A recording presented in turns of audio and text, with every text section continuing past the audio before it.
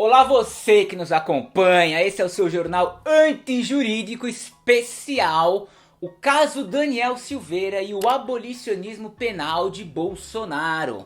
Um título que eu só criei para você clicar no vídeo mesmo, porque eu vou logo adiantando que o Bolsonaro não é um abolicionista. Mas esse não deixa de ser um episódio sobre todo esse caso e como ele ilustra perfeitamente bem uma máxima que eu vivo repetindo nesse canal, que o direito é um braço da política e vice-versa. Então bora comigo juntos entender toda essa novela que envolve o Supremo Tribunal Federal, liberdade de expressão, imunidade parlamentar, lei de segurança nacional, inquérito das fake news, indulto e outras várias abstrações jurídicas e feitiços mágicos que foram usados a rodo nessa história.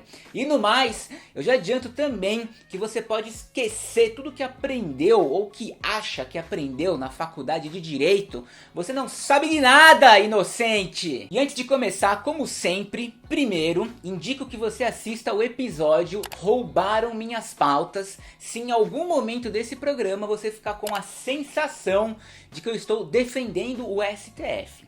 E segundo, como sempre, considere se tornar um apoiador do canal através do nosso Apoia-se, com quanto quiser, pelo tempo que quiser, ou então com uma contribuição isolada por meio do nosso Pix, jornalantijurídico@gmail.com, um valor que seja possível, confortável ou simbólico para você. No mais, roda aí a vinheta da depressão.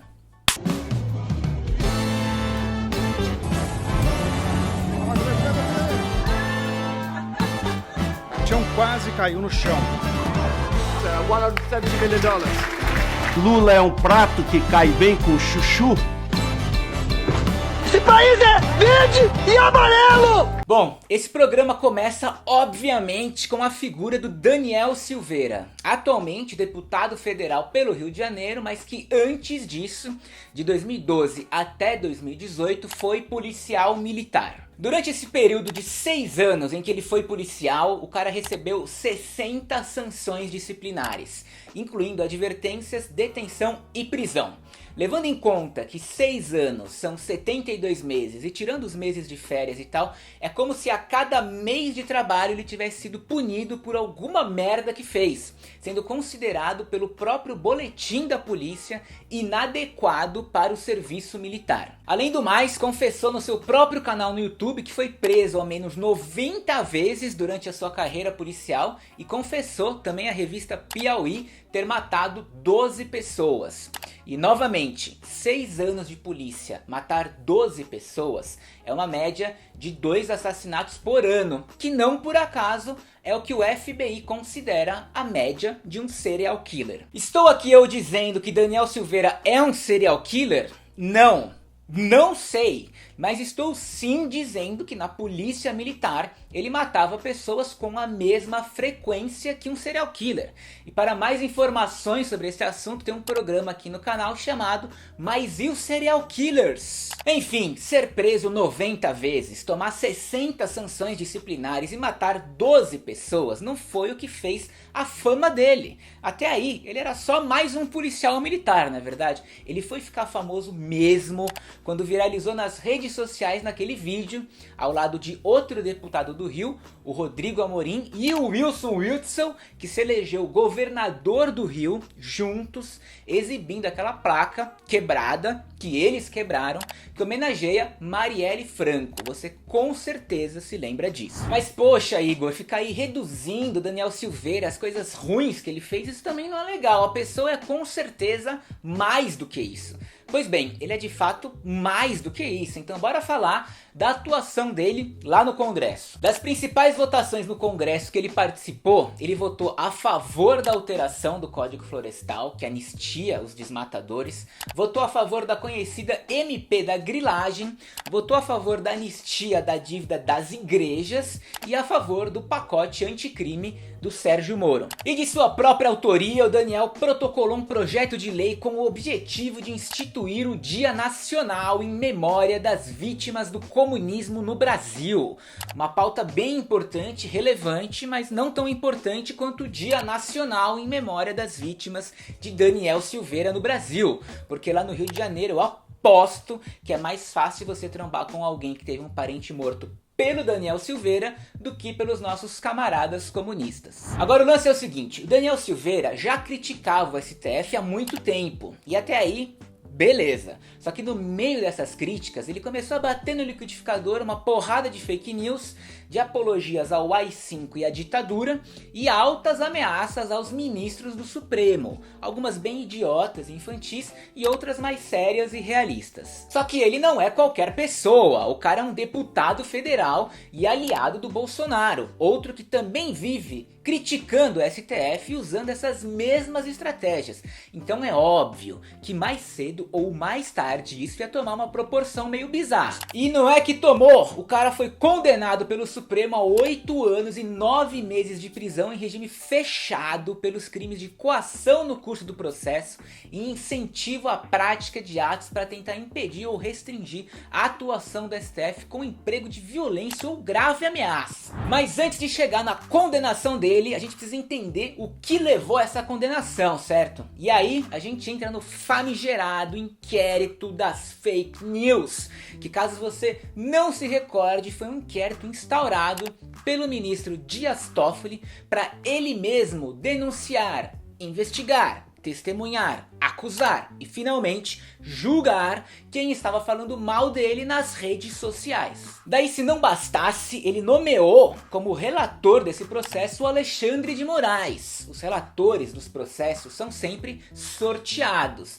mas nesse caso não, esse caso é diferente, é especial, então ele nomeou o Alexandre de Moraes. Mas fora o Dias Toffoli, tem 10 ministros lá, né? Por que justo o Alexandre de Moraes foi nomeado para esse inquérito? Bom, é claro que eu não sei exatamente o que se passa nos bastidores do ST Foda-se e muito menos o que se passa na cabeça do Ousadias Toffoli, mas eu tenho algumas pistas sobre essa indicação. Vem comigo. O Alexandre de Moraes, ele sempre foi meio wannabe polícia, sabe? Então ele foi presidente da FEBEM, aqui de São Paulo, e depois secretário de Segurança Pública no governo do Geraldo Alckmin. Hoje, companheiro Alckmin. Foi nessa época que eles mandaram a tropa de choque descer a porrada nos estudantes e foi também nessa época em que a polícia militar foi responsável pela morte de 1 a cada 4 pessoas aqui em São Paulo. Na sequência ele deu um salto na carreira dele e foi ser ministro da Justiça e Segurança Pública no governo golpista do Temer, tendo viajado para o Paraguai cortar pés de maconha na linha de frente da guerra às drogas e afirmando que pretendia erradicar a maconha da América Latina. Um projeto um tanto quanto ambicioso e igualmente fadado ao fracasso. Enfim, fato é, foi nesse período que a mulher do Temer, a Marcela, hoje ex-mulher do Temer, terminou com ele por carta inclusive, teve o celular clonado e foi ameaçada por um hacker que pediu 300 mil reais para não vazar os seus nudes, bem como áudios que, de acordo com ele, jogariam na lama o nome do seu marido. Assustado com essa possibilidade, o Temer colocou o Alexandre pessoalmente para cuidar do caso. E nisso o Xandão mobilizou 5 delegados, 25 investigadores e 3 peritos para achar o hacker. E acharam. Em 40 dias o cara estava preso e nada foi vazado. Daí, há quem diga, até hoje, que isso foi determinante para ganhar a confiança do Temer e consequentemente garantir a sua indicação para o STF. Toda essa volta para te explicar por que o Alexandre de Moraes foi nomeado relator do inquérito das fake news. Porque ele já tinha essa experiência com crimes digitais, ele tem o contato dos polícias, ele foi secretário de segurança, foi ministro de segurança, cortou pé de maconha com facão lá no Paraguai, enfim, você entendeu? Ele era a melhor opção entre os ministros para cuidar desse inquérito. Foi por isso que o Ousadias Toffoli ignorou esse lance de sorteio aí de relator e foi logo escolhendo o Alexandre de Moraes. Mas para além disso, esse inquérito sempre foi alvo de várias polêmicas, porque ele foi iniciado sem a solicitação do Ministério Público, sem a solicitação da Procuradoria e sem a solicitação da Polícia. Sabe tudo que você aprendeu na faculdade de Direito sobre como se instaura um inquérito?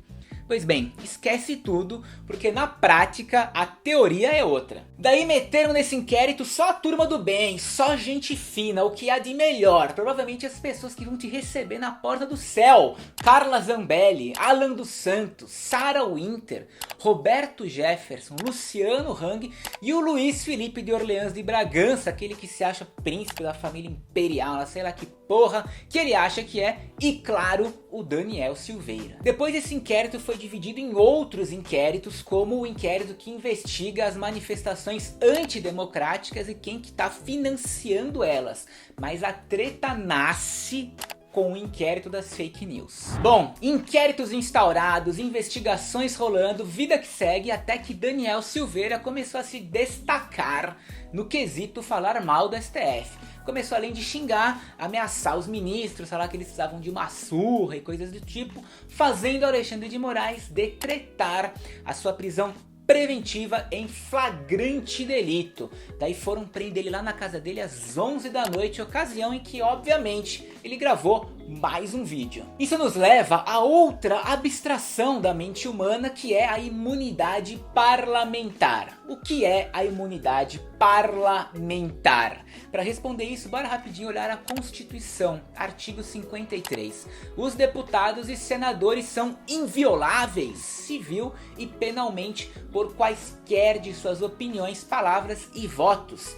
Invioláveis. Uma escolha de palavras, no mínimo, interessante. Mas para que serve essa bodega de imunidade parlamentar? Reza a lenda que serve para o parlamentar exercer mais livremente o seu papel de representante. Por isso que essas palavras, opiniões e votos precisam ser proferidas no desempenho das suas funções parlamentares, certo? Daí na sequência do artigo 53 tem lá o parágrafo 1º. Os deputados e senadores serão submetidos a julgamento perante o Supremo Tribunal Federal, e isso, meu povo, é a prerrogativa de função, conhecida também principalmente na mídia como foro privilegiado, ou seja, só o STF pode julgar eles. Agora, parênteses, eu não sei em que momento da história da humanidade que alguém foi lá e batizou o foro por prerrogativa de função de foro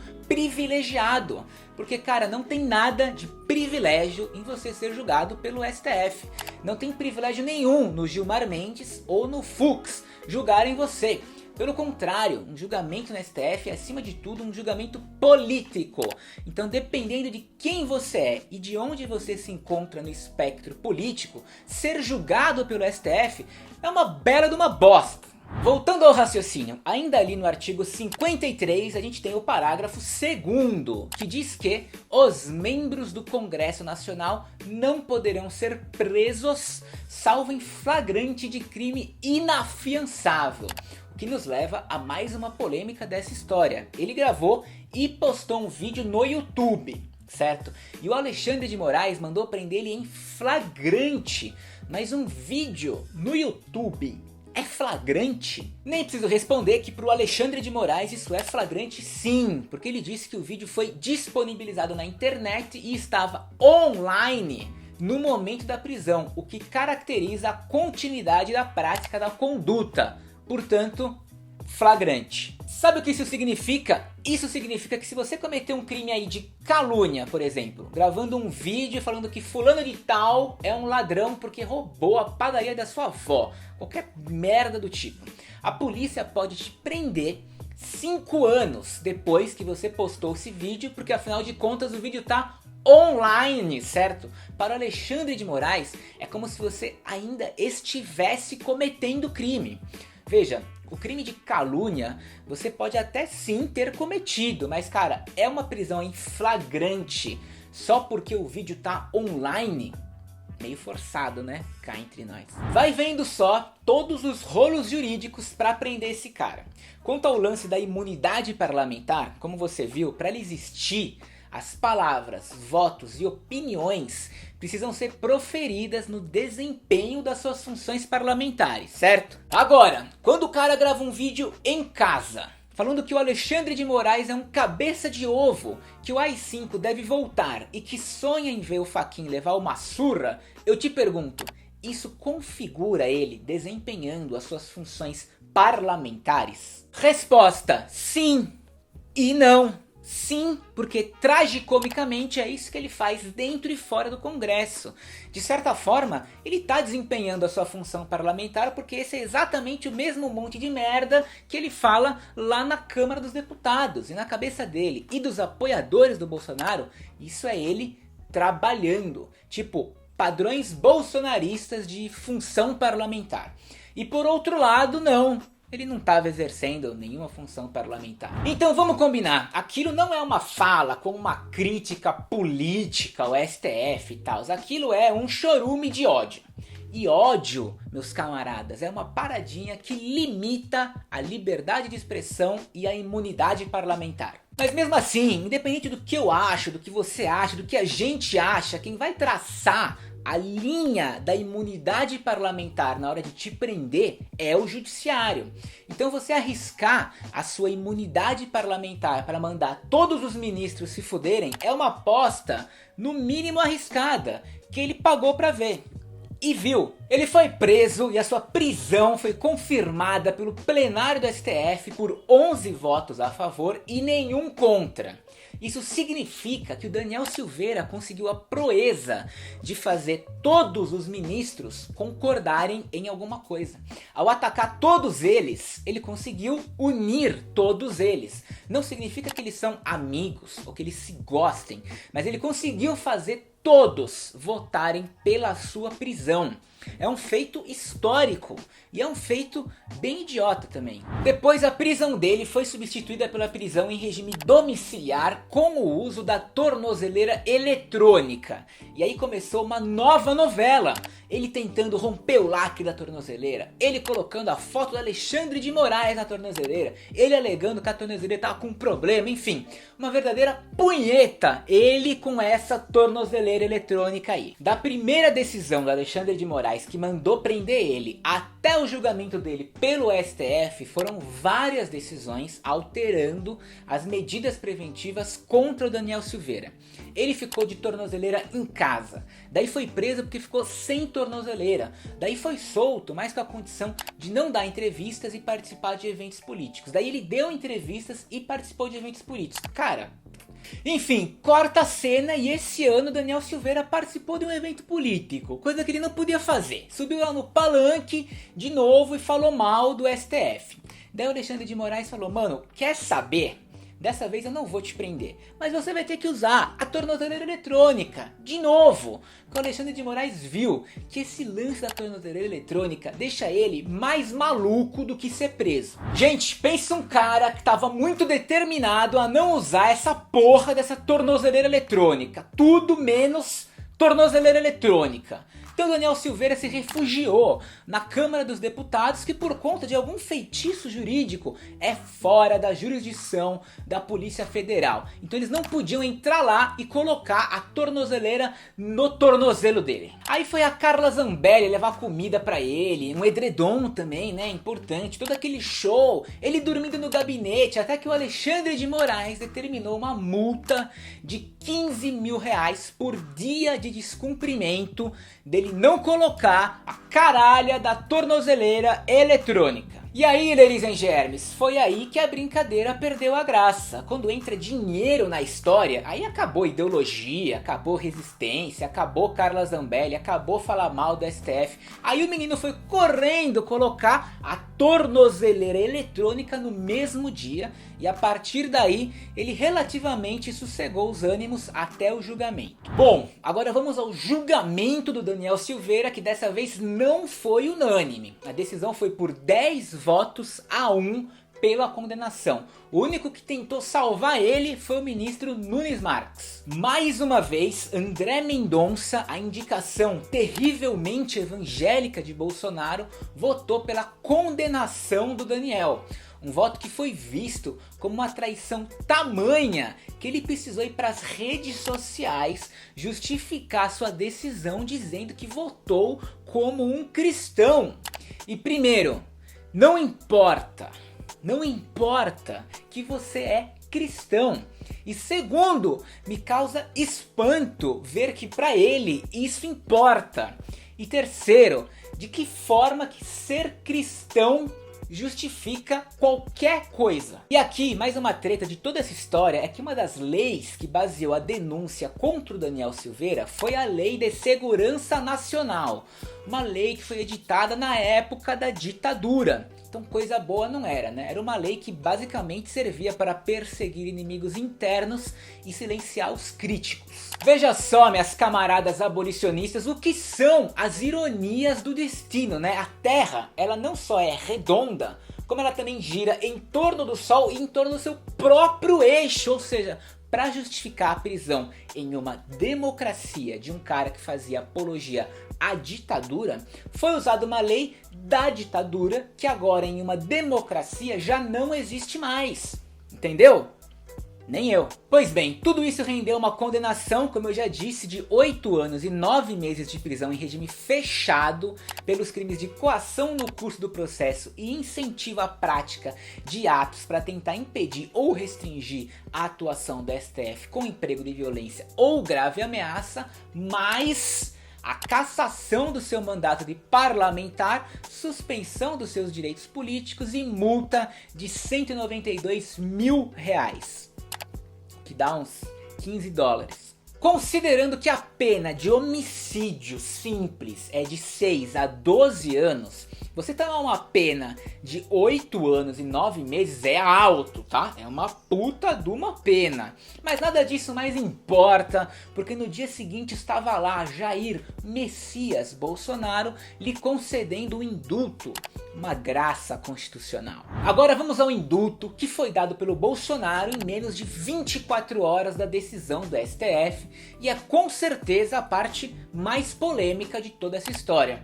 Você certamente já ouviu falar sobre o indulto, principalmente no Natal, porque sempre tem aquele escarcéu da mídia quando rola o indulto de Natal para os presos.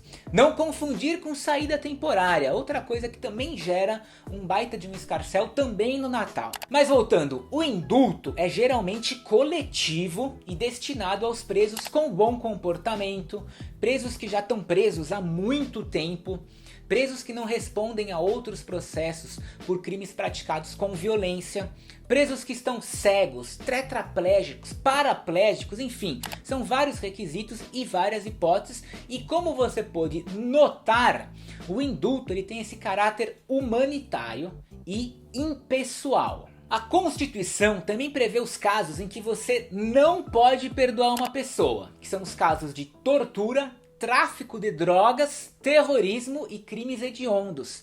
E o próprio STF, quando julgou a ação direta de inconstitucionalidade número 5.874, definiu mais 3 hipóteses em que o presidente pode ou não pode conceder indulto. A primeira hipótese é que o crime não pode ser objeto de pedido extradicional, ou seja, quando envolve pedido de extradição, o que não é o caso.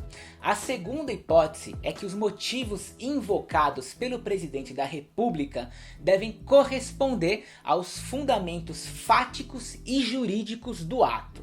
E a terceira e última hipótese é que o fim perseguido deve ser compatível com a Constituição. Agora complicou, né? Mas relaxa que eu vou explicar isso como se você tivesse 8 anos de idade, para o caso de fato ter alguém com 8 anos de idade assistindo a esse programa. Vamos lá, para dar o indulto, os motivos invocados pelo presidente precisam corresponder aos fundamentos fáticos e jurídicos do ato. Em outras palavras, ele precisa de motivos. Motivos reais, verdadeiros, existentes e relacionados ao fato. O nosso digníssimo presidente Bolsonaro fundamentou o indulto dele com base na competência dele para dar um indulto. Ou seja, ele disse, o motivo para eu dar esse indulto é porque eu posso dar esse indulto. Foi isso. Se eu posso, então esse é meu motivo. E por fim, a finalidade do indulto precisa ser compatível com a Constituição. Isso significa basicamente que não pode ter desvio de finalidade.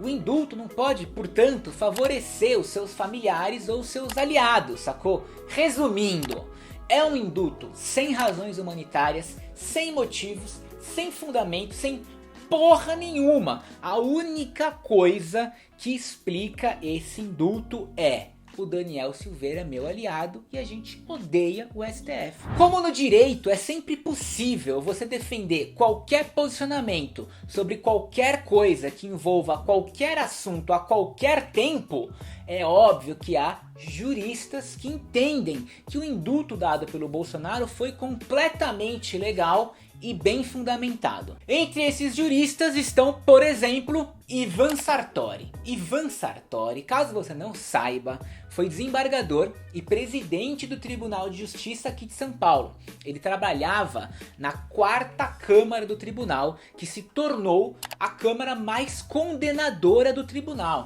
negando em média 80% dos pedidos da defesa contra uma média de 51% das outras câmaras, o que lhe rendeu o apelido aqui em São Paulo de a 4ª Câmara de Gás. Se o seu caso caísse ali, tenha certeza que seria condenado. Ivan Sartori também ficou famoso por ser o desembargador que autorizou a reintegração de posse em Pinheirinho, uma parada que foi condenada até internacionalmente. Foram 9.000 pessoas expulsas de suas casas, 1.500 policiais militares envolvidos, cachorros, cavalarias, e contou com diversos casos de tortura, estupro e assassinatos durante a reintegração, que o Ivan Sartori considerou depois como um sucesso absoluto. Se não bastasse, foi também Ivan o Terrível quem anulou o júri dos policiais militares que cometeram o massacre do Carandiru. Fora isso, eu nem preciso dizer que nas eleições ele trocou a foto do perfil dele com o logo do Bolsonaro, o Brasil acima de tudo e Deus acima de todos, e chegou a ser cotado para entrar no lugar do Moro no Ministério da Justiça. Esse é um jurista que concordou com o indulto, tá? Que achou certo. Além dele, teve o Ives Gandra e a Janaína Pascoal, tá? 2 que dispensam apresentações. Esse é o time de juristas que apoiou o indulto. Resumindo, agora a gente está diante desse indulto sem fundamento para salvar um aliado, minimizar tudo que o julgamento simbolizou e, claro, manter unida a tropa de bolsonaristas. Mas também a gente está diante da possibilidade do próprio STF analisar a constitucionalidade do decreto que deu o indulto a Daniel Silveira, meus camaradas. O jogo só acaba quando termina. O partido Rede Sustentabilidade já apresentou uma ação ao STF alegando desvio de finalidade nesse indulto aí. A ação que caiu no colo da Rosa Weber, que vai encabeçar esse novo debate jurídico sobre o desvio de finalidade. E outro ponto, que é o fato do caso do Daniel Silveira não ter transitado em julgado. Tipo, o processo dele ainda tá em curso, sacou? Ainda tem isso, o indulto veio antes de todas as chances de recurso judicial terem sido esgotadas. Além do mais, esse é o primeiro indulto nominal, ou seja, que um presidente do Brasil dá a uma pessoa específica desde 1945. A última vez que isso aconteceu foi há 77 anos. E olha que de lá pra cá rolaram muitos inquéritos, processos e julgamentos de aliados próximos de ex-presidentes em escândalos muito maiores do que o Daniel, e nunca nenhum deles cogitou um indulto em cima de alguma condenação do STF. Eu vou ficando por aqui, mas essa história não acabou. É provável que a gente se trombe no futuro em mais um episódio sobre essa novela, que muito provavelmente vai envolver o julgamento pela Rosa Weber sobre a constitucionalidade desse indulto e, claro, de alguma forma isso também vai envolver as eleições. E mais, uma pesquisa realizada pelo IPESP mostrou que 56% dos brasileiros desaprovam esse indulto dado pelo Bolsonaro, contra 29 que aprovam e 15 que não responderam. Isso explica um pouco o porquê de, até eu gravar esse programa, o Procurador-Geral da República, Augusto Aras, simplesmente não se manifestou sobre o indulto. Ele com certeza tá quieto porque sabe que tá numa baita sinuca de bico. Ou ele vai desagradar o Bolsonaro, dizendo que discorda do indulto, coisa que ele não quer, porque inclusive quer uma vaga no STF, ou ele vai desagradar o STF, dizendo que aprova o indulto. Coisa que ele também não quer, porque afinal de contas ninguém quer se indispor com o STF, exceto Bolsonaro e companhia.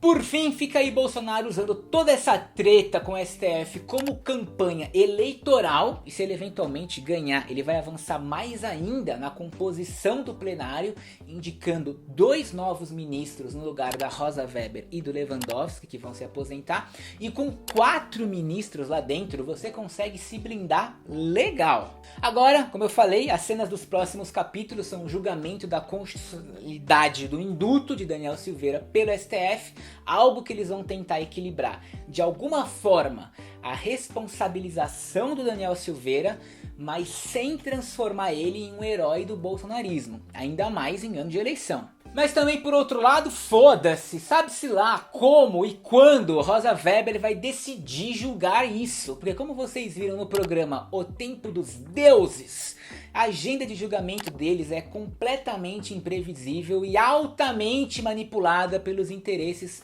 políticos dos próprios ministros. É isso aí, vou ficando por aqui de vez, agora real, oficial, mas antes de me despedir, considere se tornar um apoiador do Jornal Antijurídico através do Apoia-se, quanto quiser, tempo que quiser, ou então por meio do nosso Pix, jornalantijuridico@gmail.com, um valor simbólico, confortável ou possível para você. E no mais, deixa aí o seu like, se inscreve no canal, ativa o sininho de notificações e o meu favorito, como sempre, deixe o seu comentário, beleza? Envie o vídeo para os seus amigos. Até semana que vem, valeu! Falou!